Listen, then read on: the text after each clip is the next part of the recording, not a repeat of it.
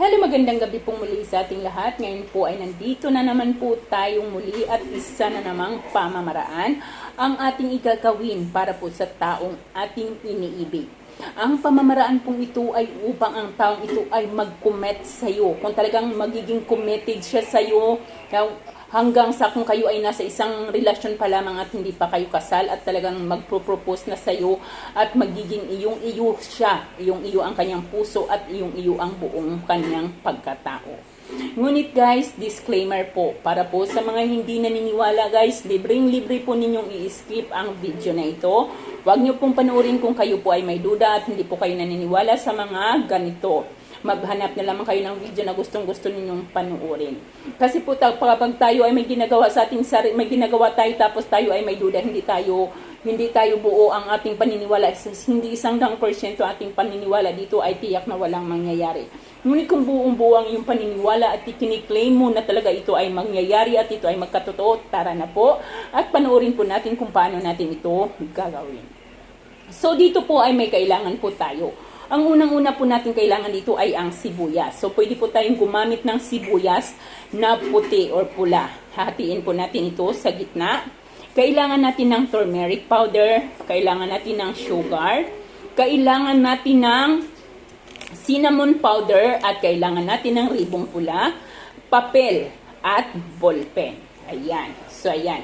Kapag handang-handa na yung sarili, talagang handa ka na, talagang nakafocus ka na, alasin mo muna kung ano man ang mga nasa isip mo, yung mga ibang iniisip mo, kung may mga iniisip ka mang problema sa ngayon, ay alisin mo muna yan. I-focus mo muna ang iyong intensyon dito, ang iyong buong atensyon upang makamit mo ang inyong ninanais, ang iyong kahilingan, ang iyong kagustuhan. Kailangan nakafocus ka, paganahin natin ang ating law of attraction. So ngayon po, ang unang-una nating gagawin ay kuhanin mo ang papel. So sa papel ay isulat mo ang kanyang pangalan ng 3 beses.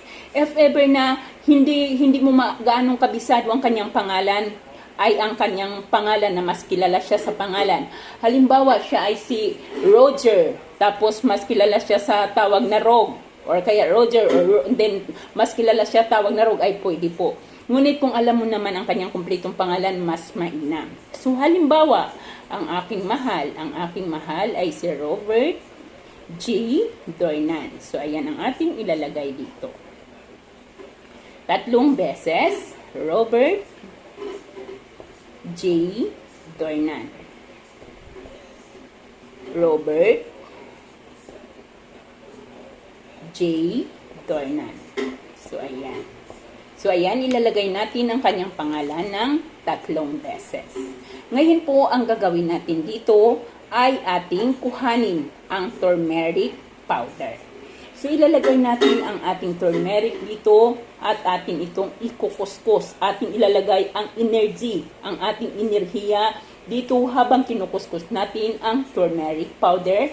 Bigkasin natin ang kanyang pangalan. Ngayon, ikaw, Robert Dornan. Ikaw, Robert Dornan, ay magiging committed ka sa akin. Hindi ka mapapakali, hindi ka magiging komportable hanggat hindi mo ako nakikita, hindi mo ako nakakausap, at hindi mo ako nakakasama. Robert Dornan, ikaw ay magiging committed sa akin, hindi ka mapapakali, hindi ka mapapalagay, hindi ka magiging komportable hanggat hindi mo ako nakikita, hanggat hindi mo ako nakakausap, hanggat hindi mo ako nakakasama. Robert Dornan, ikaw ay magiging committed sa akin, ikaw ay hindi mapapakali, ikaw ay hindi mapapakali hanggat hindi mo ako nakakausap, hindi ka magiging komportable hanggat hindi mo ako nag-text at hindi mo ako nakakasama. So, 3 beses po yun guys. Pagkatapos, ayan na, nilagay na natin ang ating turmeric powder then binigkas natin ang kanyang pangalan ng 3 beses ang ating hiling, atin itong itutupi. So, ayan guys, tingnan po ninyo ang way ng ating pagtutupi. So, ayan. Ganyan po ang ating pagtupi dito. Yan, ganyan. Ganyan.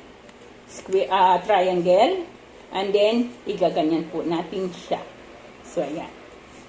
So, ngayon po ay ilalagay na natin ito sa gitna ng ating sibuyas. So, okay lang po kahit mahati po ng husto yan ay wala pong problema kahit mahati po ng husto. Ayan, ilalagay natin ang ating papel. Ayan. Habang nilalagay ninyo ang inyong papel ay tiyakin ninyo na walang sobra-sobra. Kaya ayan po, ayan, ganyan. Kita ba? Ayan, ganyan siya. Atin po siyang itutupi ang bawat gilid niyan para po maging sakto siya sa ating sibuyas. So, ayan na guys.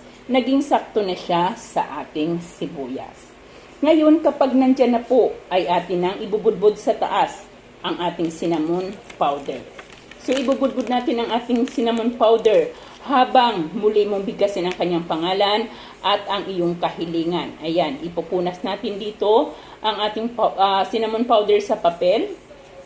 Ganon din sa kabilang party ng ating sibuyas. Ayan. Habang pinupunas mo ito ay muli mong bigkasin ang pangalan ng taong mahal at ang iyong kahilingan. Ayan. Ayan. Pagkatapos po niyan ay isunod natin ang ating asukal upang mas lalong tumamis ang ating pagmamahalan o ang pagmamahalan. Ang cinnamon powder ay isang napakabisang pang-akit pagdating sa pag-ibig. Kaya ginamitan din po natin ang ating cinnamon powder. At ang asukal naman ay upang lalong mag-alab, lalong tumamis ang pag-ibig ng isa't isa. Habang nilalagay ang asukal sa itaas, pwede tayong gumamit ng honey. Kung wala pong honey ay asukal na lamang.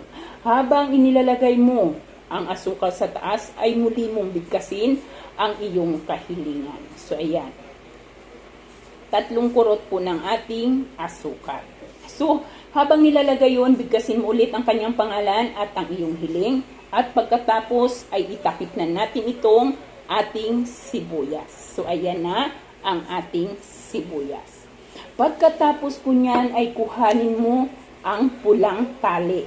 Pulang tali po lamang guys. Pulang tali at ating itatali ang ating sibuyas. Nasa sa inyo po, pwede po kung anumang pagkatali ang gusto ninyo, pwede pong paganito upang po ito ay hindi maghihiwalay. So ayan. Tali natin ito. Medyo mahirap po siyang itali kasi nakaangat siya. Tiyakin po ninyo na ang papel, na hindi po ito ay angat ng ating sibuyas upang hindi matanggal ang papel dito. Once po natatanggal ang papel dito, negative po ang magiging resulta. Kaya tiyakin po ninyo na hindi matanggal ang ating papel sa loob ng ating sibuyas. So ayan. Medyo mahirap kaya pag ganito na lang. Hindi po pwede ang pag ganun kasi pag ganito na lang siya sa ilalim para mas tiyak na talagang hindi sila maghihiwalay. Hindi siya hihiwalay. Yan. Yan. So yan. Itali po natin ito.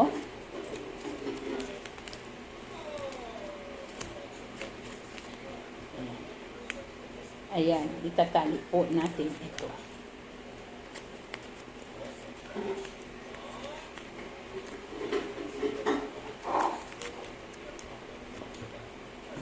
So, ayan guys, ang ating sibuyas.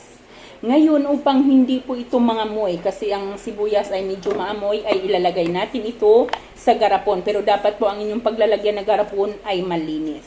Ilalagay po ninyo iyan. Pagkatapos ay hawakan mo ang garapon at muli mong bigkasin ngayon ang kanyang pangalan at ang iyong kahilingan ng 7 beses naman. Yung kanyang pangalan, kahilingan, kanyang pangalan, kahilingan, kanyang pangalan, kahilingan, kanyang pangalan, kahilingan, hanggang sa makapitong beses. Pagkatapos ay tatakpan mo po ito at ilugay mo ito sa lugar na ikaw lamang ang nakakaalam. Kada umaga hanggang sa makapitong araw ka na, kukuhanin mo itong garapon na ito, bubuksan mo at saka mo muling bigkasin ang kanyang pangalan at ang iyong kahilingan hanggang sa makapitong araw. Pagsapit po ng 8 araw ay ilagay ninyo ito or ibaon ninyo ito sa lupa na may halaman. Kailangan pong may halaman. Pwedeng puno, tiyakin po ninyo na ang puno na yan ay buhay. Or bulaklak naman yung bulaklak na namumulaklak. Doon po lamang ito maaaring itapon. Gawin po ng tama, walang papalitan, walang babagaluhin at tiyakin na 100% ang inyong paniniwala. Ayan lamang po guys, maraming salamat po at magandang gabi sa ating lahat. Gagawin po ito ng Martes or kaya ng Biyernes ng kahit anong oras. Kahit araw or gabi, basta po Martes or kaya naman ay Biyernes.